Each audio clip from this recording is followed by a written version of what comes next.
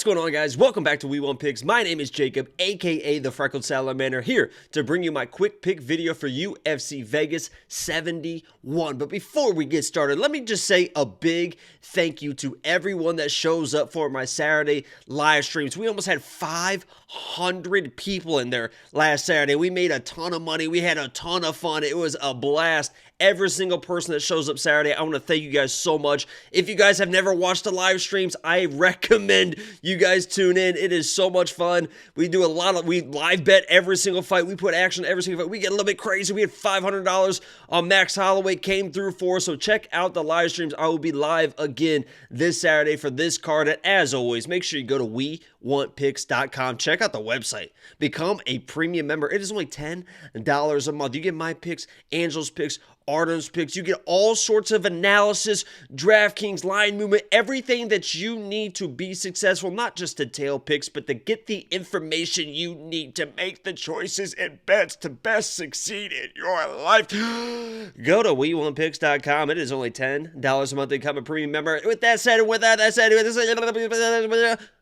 quick pick video, UFC Vegas 71. Let's get right into the action. First up, we have Danaa versus Brady, and honestly, I think this is a pretty cut and dry matchup for Danaa. I broke down this fight, and I thought that he might have been a minus 150, minus 170, minus 200, something in that range. I understand the wrestling chops and kind of the relentlessness, I would say, of Brady into this matchup, but, you know, this is a guy that can get dropped, can get hit. Yes, he does have the wrestling, but he doesn't go all in on the wrestling. And when he does, he kind of gets a little bit tired in the wrestling. And then his shots become a little bit more telegraphed, a little bit more desperate. And against a guy like Danaa, desperation and being tired is not what you want to have happen. Because Brady, once he starts getting a little bit slowed down, he kind of just stands in front of you. His hands are low, and he's very, very hittable. And I know that Danaa is kind of like considered a first round or bust type of guy, but he will bring in that boxing through 3 rounds. You saw that in the last fight. His last fight, he kind of struggled against another very formidable striker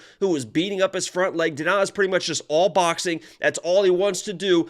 And once he stuffs some early takedowns from Brady, I see him taking over this fight, wearing down Brady and finding a finish, maybe even the late first round into the second round. I know Brady's a tough dude, but he can get hit. The wrestling just isn't as dominant as I would like to see to pick him in this matchup. Danaa, although he did lose his last matchup, I think people are forgetting that yes, he does have the crazy power, but he can do this and box for 3 rounds. He's gonna beat up Brady in this matchup. So I'm gonna go Danaa. I feel pretty confident about it. It's more of a medium confidence level. We added confidence levels to premium bets. So go to WeWantPicks.com. Check out the confidence levels there. I'm not gonna give them all away in this video, but I will say this is about a medium pick for Danaa in this matchup.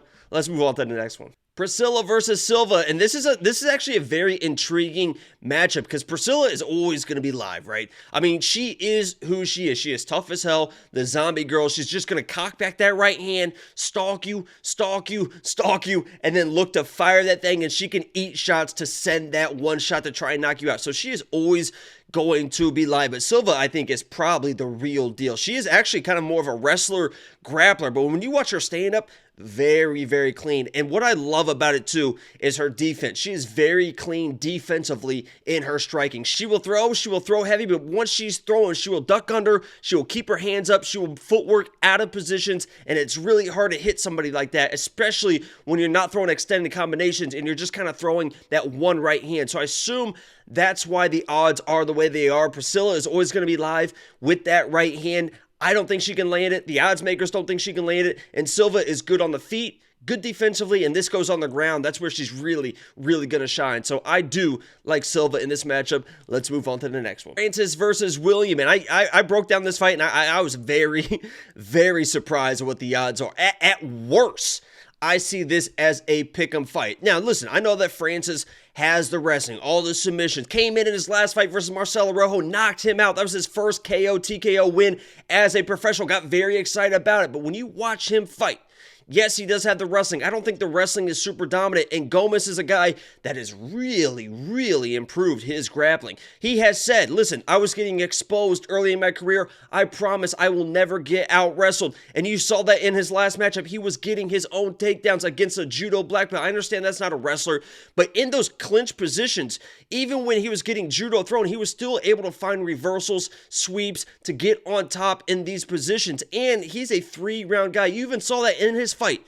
In the 3rd round, he was in a deep triangle with an armbar, didn't panic, worked out of the situation. I loved seeing that. Even, I mean, that was as late as the fight. I mean, it was like 30 seconds to go in the fight when you're tired, weird stuff happens. And that was pretty deep, and he just kind of methodically worked through the position. You see that in his striking too, the way that he just kind of waits for people to throw. He wants to counter, and he's very, very precise with the countering. And I think Francis is going to be in trouble.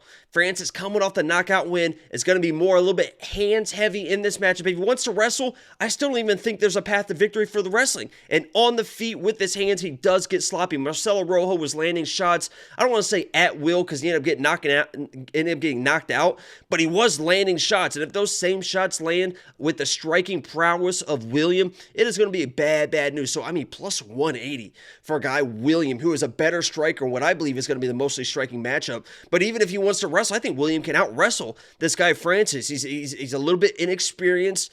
He's got that knockout win over Marcelo Rojo, but I just don't see anywhere where I think, okay, Francis could definitely dominate this fight here.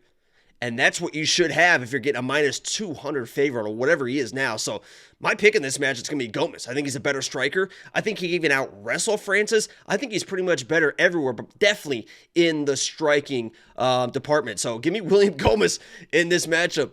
Let's move on to the next one. Mohammed versus Junior Tafa. Not just, this is Junior Tafa, and I think this is a toss-up. I think these odds are finally where they should be. I think Junior Tafa opened at like a minus 240, minus 200, minus 220, got bet all the way down to where this is a pick 'em now. I think he's starting to go back up to like a minus 115, something like that. But I see this as two inexperienced guys. I believe Junior Tafa is the much more technical striker, right? I don't think anyone would argue that he's definitely the more technical striker and that he's got a lot of kickboxing experience. But at heavyweight, sometimes that just doesn't matter. And if it doesn't matter in a fight, it definitely doesn't matter when you have a guy like Mohammed Usman standing across from you, because that guy is huge. He throws absolute bombs. And if one of those lands, that is the great equalizer. So I'm going to pick Tafa in this matchup because he is probably the better fighter, probably the better overall fighter. We'll see if Mohammed comes in, maybe tries to wrestle, something like that, maybe a new game plan. But I think these guys stand up. They want to knock each other out. Somebody is going to get knocked out. I'm going to go with Tafa because I think he's a little bit slicker with the striking. He's definitely the more technical of the two, but this is a pick-em for a reason. I mean, the odds are a pick-em. If you guys got plus money on Usman, I get it. I did place a bet on Tafa at pretty much even money because I think he is the better fighter, but Usman's got that great equalizer that all these heavyweights have, or most of them have, in the power. So look for him to be swinging that thing, and if Junior can get it and kind of beat him to the punch, that's what I'm hoping for. Junior Tafa is the pick for this matchup. Rosa versus Norma Dumont. Hey, Norma Dumont. This is an interesting matchup, and I think the odds are reflective of that, right? People really don't know what to do, especially in a women's MMA fight. That's going to be close. It's probably going to go to a decision. And we saw last week, the first fight of the night, how the hell did Jocelyn Edwards win that fight? When there's a close fight, even with grappling, sometimes these now we're back in Vegas, so hopefully it's a little bit cleaner here. But I kind of like Rosa in this matchup because she will bring the pressure. Norma Dumont is a decent fighter. She's not like an overly dominant fighter anywhere. She can kind of wrestle, kind of strike, but when I watch her fights, it feels like she's just not doing enough at times, where I can trust Rosa to at least engage in the clinch. At least she's going to get in Norma's face. She's going to try and get the takedown. She's going to be the pressure fighter. And Norma might be able to withstand all that and look decent, but this is probably going to be a decision fight. And I got to go with the fighter that I believe is going to bring the pace, going to be in the pressure, going to bring the optics to the judges to pick her in what is probably a decision fight. So give me Rosa in this matchup. I don't absolutely love it, but I am pretty confident because she's going to bring the pressure, she's going to be the pace, and Norma Dumont is not a dangerous fighter to bring in like power shots or like dominant wrestling. So give me Rosa in this matchup. Yahya versus Montel. This is pretty cut and dry, right? I mean, Montel is the overall better fighter. He has a massive advantage on the feet, and that's where he should keep it. But Montel is a wrestler. He does wrestle. Even when he's having success on the feet, you see him kind of shoot takedowns as well. And yes, he should be able to withstand the grappling prowess of Rani Yahya. But anytime it goes to the ground, Rani is going to be live. So I'm going to say be a little bit careful in this matchup. Montel should dominate if he keeps on the feet. If he wants to wrestle, he should be able to. But Rani Yahoo's a tough dude, man. I think I said Yahoo. Rani is a tough dude, man. He is not going to be a quick out, even on the feet. He's been there, done that. He's been kind of a heavy bag. And that's kind of how Montel should treat this fight. Treat Rani like a heavy bag. Don't try to grapple him. Just get in there, work your shots, work the body. You know, don't try to just headhunt here because Rani might get a time takedown. If Rani ever gets on top or gets his guys back, it's going to be time to panic a little bit. But Montel should be good enough. Keep it on the feet. Keep doing your thing. If you want to wrestle, I don't know why you would, but he should be able to withstand whatever Rani gives him in the grappling department as well. So cut and dry. Montel's the pick. Let's move on. Ricky Glenn versus Christos. And this is going to be an interesting fight because both these guys are pretty tough. I would say Ricky is definitely the more durable guy of the two. You saw that in that Grant Dawson fight, right? Made Grant work for every single takedown early and then was able to reverse positions. Almost had like a Darce or an Anaconda, something late in that third round of the Grant Dawson fight. And I kind of see the same game plan for Ricky in this fight. I think Christos, people are probably off of him because his last couple fights, those are really, really good fighters that he lost to. And when he's kind of in the flow of the fight, he looks very, very good. He's hittable, right? He is hittable. He will get hit. And I think Ricky's able to touch him early. And that's where the kind of the downfall is of Giagos. But if this really starts flowing, first round, second round, Giagos is still there. Ricky's going to have to really rely on the toughness because Giagos is a guy that throws some good combinations, has decent takedowns. Once he gets your back, he is in a very, very, I don't even know what the word I'm thinking. I just completely, absolutely blanked. He is a very aggressive grappler, but Ricky, I think I can trust him with his toughness, his prowess, that he had no issue. I don't want to say he didn't have any issues with the grappling of Grant Dawson, but was able to withstand that, overcome it, force the draw. And I think that the same thing kind of happens here. I think Giagos comes in a little bit aggressive, gets touched up a little bit, gets a little bit desperate with the wrestling. Ricky is able to reverse positions, find top positions, and kind of outgrind him there. Maybe find a finish in the second round, in the third round. So I'm going to go with Ricky, based more on toughness than anything. Giagos is a very, very good fighter. Just need to see a little bit more from him until I put my money on him. So the pick in this matchup is Ricky. Jeremiah Wells versus Matt Semelsberger. And this is an interesting fight, man. Because if you guys know me and my history, I was a big Pat Sabatini guy.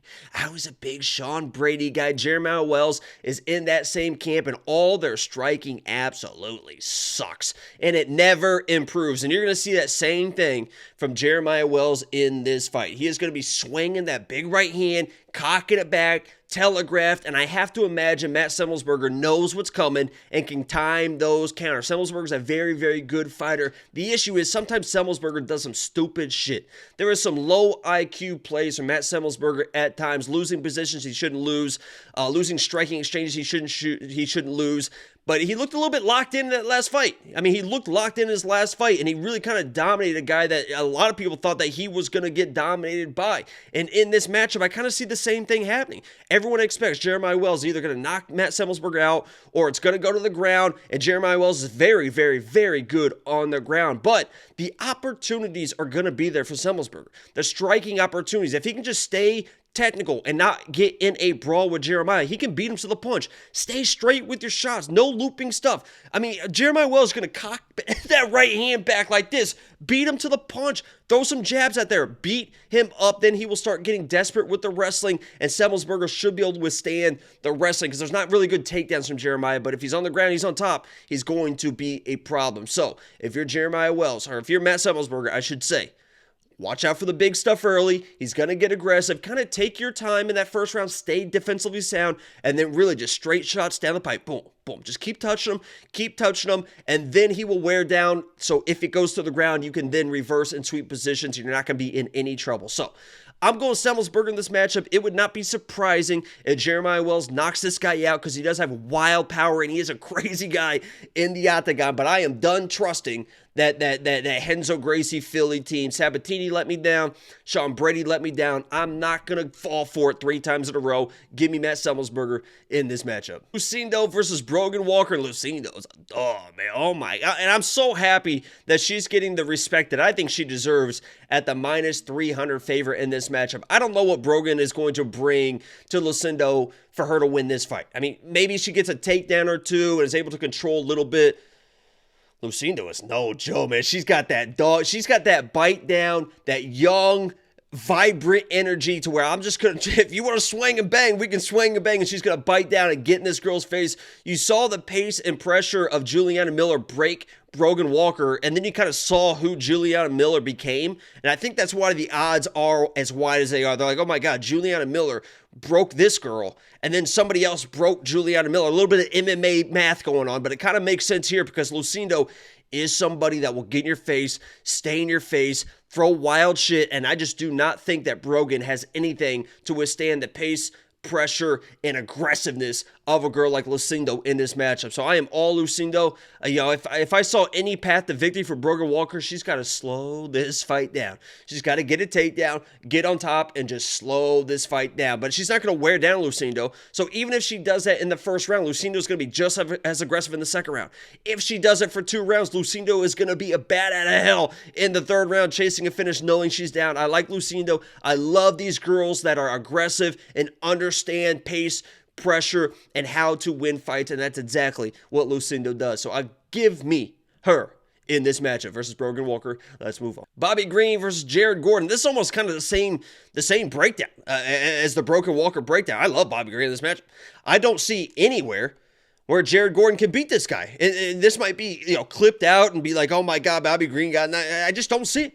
I just don't see it. There is nowhere in this fight that Jared Gordon can bring this fight to beat Bobby Green. I understand that's stupid to say because 14 times Bobby Green has lost a fight, but his boxing is just so crisp, and Jared Gordon just does not have the power. That's why he was matched up against Patty, because they knew that even if Patty gets in trouble, Jared Gordon cannot knock this guy out. And if he can't knock out Patty, who's one of the most hittable guys in the division, how the hell is he going to touch Bobby Green, who is one of the least hittable guys in the division? He was absolutely steamrolling Drew Dober in that last matchup. I think he was beating up Drew Dober so bad that he got even more overconfident. He's a confident striker anyway, but he got even more overconfident, and then he ended up getting caught. And the crazy part about that was he kind of got flatlined, but he woke up like this. I mean, he was on the ground, pretty much knocked out, and then immediately was like standing up, walking around, like in only the way that Bobby Green can be. Like, oh man, I fucked up. I got knocked out, because nobody ever really knocks out Bobby Green. So,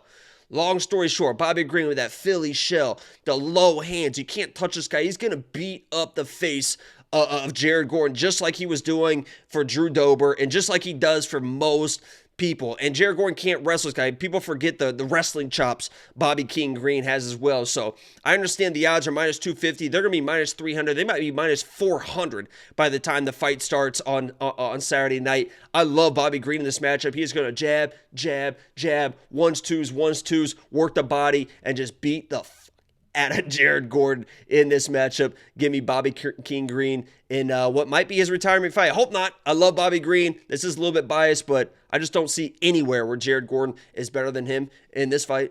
Let's move on. Brad Tavares versus Bruno Silva, and this one caught my eyes, right? Because Brad Tavares is one of those guys. He's been around at 185. He's very well-rounded. There's nowhere where you think, oh, Brad Tavares is going to dominate this fight because he does this really, really well, right? He's very well-rounded. Wrestling, jiu-jitsu, decent striking, decent power for 185. Very, very well-rounded. I think these odds are more indicative of what has Bruno Silva done in his last 2 fights. 2 fights ago, he fought Alex Pereira to a decision. We now know Alex Pereira is just unreal. I know he got knocked out, but I mean, he was just unreal. Fought this guy to a decision. Against Gerald Meerschaert in San Diego, it was human as hell. He went in there with what seemed to be the game plan of, oh, everyone knocks Gerald out, so I'm just going to knock Gerald out. You saw that in the way he was striking. He got a little bit lackadaisical with his footwork, and every single punch he threw was a knockout punch. I mean, big winging right hands, big winging left hands, was a little bit too aggressive and gotten taken down, and then the humidity really got to him. He really slowed down and ended up getting finished in that fight versus Gerald Meerschaert. But I think he's a better fighter than Brad Tavares. If he brings in that same kind of game plan and style that he brought in versus Gerald, yeah, he's going to lose his fight. I mean, he can't fight that same way where you're just going to try and knock everyone out with those big right hands. But I think he's the better fighter than Brad Tavares. And if he tightens up those shots, said the looping stuff, he's down the pipe with it. Brad Tavares can get hit. He's a hittable guy. Bruno didn't really show off his grappling or wrestling in his last fight, but he does have the wrestling, the grappling. He is the better fighter. And I have to pick the better fighter in this matchup, even though he hasn't really shown that, at least in his last fight. I'm going to give him a pass for the Gerald fight. I think he comes in, he cleans it up. Probably the last opportunity to show I am who I am against a guy that's hittable and beatable in Brad Tavares. So, Brad Tavares is the favorite. I don't agree with that. I'm going Bruno Silva in this matchup. I think he shows up and shows who he is again for the UFC. So give me Bruno Silva in this matchup. UNDERDOG versus my guy, Ricky Simón. I'm a big Ricky Simón guy. I've been on Ricky Simón for a long time. I think I've picked him in every single fight. On Sunday, when I'm looking at this fight, I'm like, oh yeah, Ricky Simón's going to beat this guy because he's a chain wrestler. He's nonstop. He's got power in his hands. Then I started watching film again. This is another one of those instances where I'm trying to put my biases aside. I did that with Arnold Allen last week. I've done it a few times lately where I pick somebody because they're my favorite. I like this guy, and then I start diving into the film. I say, you know what? Fuck, Ricky Simón, I just don't know if he's going to win this fight. Against Jack Shore, who, yes, he's a good grappler, but not like an overly strong guy. He couldn't take Jack Shore down. He could not take Jack Shore down. Yeah, he was relentless with it, and he chain wrestled. He could not take Jack Shore down. Jack Shore has pretty good takedown defense. You know who also has very good takedown defense? Song Yadong has very good takedown defense. Now, if you are looking at Song Yadong at a couple years ago or a few years ago, really kind of struggled with the takedown defense. Relied more on his strength and athleticism to get out of positions. But now you can see that the technique is starting to catch up with the strength, with the power. And Ricky was able to hold Jack Shore against the fence. That's pretty much what Ricky was doing in that last fight. A lot of pressure and a lot of just holding him against the fence. Jack Shore is way less strong, if that makes any sense, than Song Yadong. You saw that in the Corey fight. Corey was not able to hold Song Yadong, just kind of press him against the fence. He reversed those, he's just way too strong. In the takedown defense, even when he got taken down, he had the strong wizard. You saw that he knew what he was doing in those takedown situations. And in the feet, I remember, this was a 2-2 fight versus Corey Sandhagen going into the 5th round. There was a doctor stoppage because I was all messed up.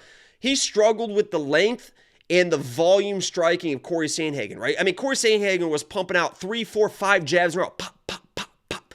Moving, footwork. Corey's footwork is crazy. The length, pop, pop, pop, in and out. And Song Yadong was really struggling to find the timing and able to get inside the striking of Corey Sandhagen. He was still able to do enough to win 2 rounds. If that was a 5th round, if they went to the 5th round, he could have won that fight. And then he's not fighting Ricky Simón right now. No disrespect to Ricky Simón.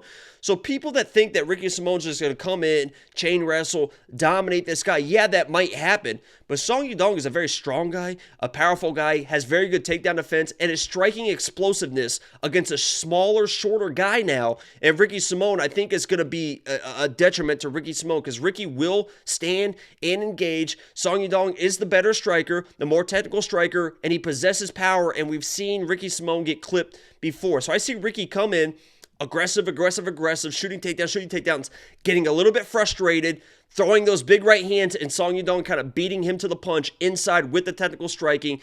Ricky Simón's not going to have the length of Corey. He's not going to have the volume in the striking as Corey, and Song Yadong, I think, is much faster in the striking, much more powerful, has that takedown defense. So I'm a big Ricky Simón guy. I'm putting my biases aside, and I'm going on Song Yadong in this matchup with the takedown defense, the power, and the striking. Song Yadong is my pick for this matchup. Sergei versus Curtis Blaydes, UFC Vegas 71 main event. And this one is I was surprised with the odds. I'll be honest. Is anyone, let me leave a comment if you're a little bit surprised that Curtis Blaydes is a -150 in this matchup. I get it.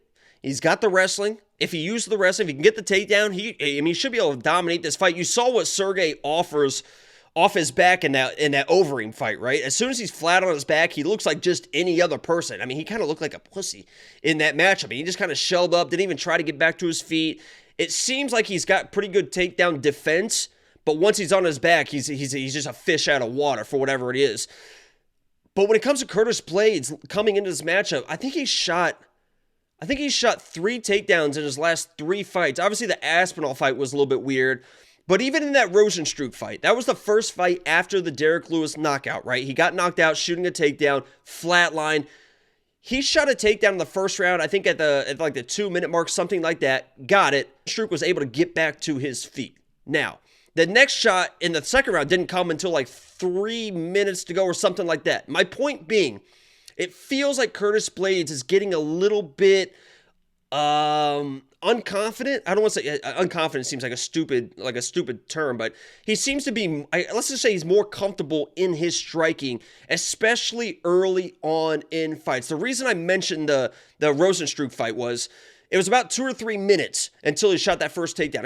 Against Chris Daukaus, he didn't even shoot a takedown in the first round. Against Tom Aspinall, I know it was only like a minute into the fight, he still didn't shoot a takedown in the first minute fight, and it was engaging in the striking. Against a guy like Sergei. Sergei is a guy that the second you engage with him, he's going to wait, and he's going to wait. And the second you engage, he's going to go all in. You saw that with Tai Tuivasa. Just bite down, all in, technical boxing, and super, super powerful boxing. He will just stay all over you. And I think that's what happens here. Unless Curtis is shooting a takedown, and I mean inside the first 30, Curtis should shoot a takedown before he throws a punch, because the second he throws a punch, Sergei's going to blitz him, get in his face, and at this point, he's going to finish every single person that he faces with that volume, with that power, and with that striking. So I don't think I can trust Curtis in this matchup. In his last few fights, he has taken 2-3 minutes to shoot his first takedown. Against Daukaus, he didn't even shoot a takedown in the first round, and yeah, he ended up getting that knockout, but if he comes in and thinks, oh, I can stand with this guy, I trust my hands, it's going to be bad. It's just going to be bad. So until I see Curtis go all in on the wrestling with these high-level matchups that he hasn't done in the last few fights, and the last time he did it, he got knocked out by Derek Lewis, I'm going with Sergei. I just got to go with Sergei in this matchup. Curtis will engage the first minute or two. Sergei's going to get in his face, and maybe that overconfidence and over-aggression from Sergei will lead to a takedown, and then Curtis can definitely win this fight. I mean, if Curtis is getting a takedown, he's going to win this fight. You know, I'm picking Sergei thinking that Curtis is not going to shoot a takedown as fast as he needs to, but if he gets a takedown, he's going to win this fight. I gotta go with Sergei in this matchup, unfortunately. I think that Curtis is going to engage in striking. Sergei's going to do what he does, blitz forward, land those big shots, and we've seen Curtis Blaydes get knocked out before. So give me Sergei in this matchup. I want to thank you guys so much for tuning in for my quick pick video. Check out the live podcast with me and Angelo every single Tuesday night. We go live again Thursdays for a quick Q&A. Lock of the Week video coming off a great win Saturday. It's going to be live Wednesday, and look out for the live stream Saturday. We have a ton of fun doing those. They get wet. They get wild. We get excited. It gets crazy. Thank you guys so much for watching the video. My name is Jacob, a.k.a. the Freckled Salamander, and I am out.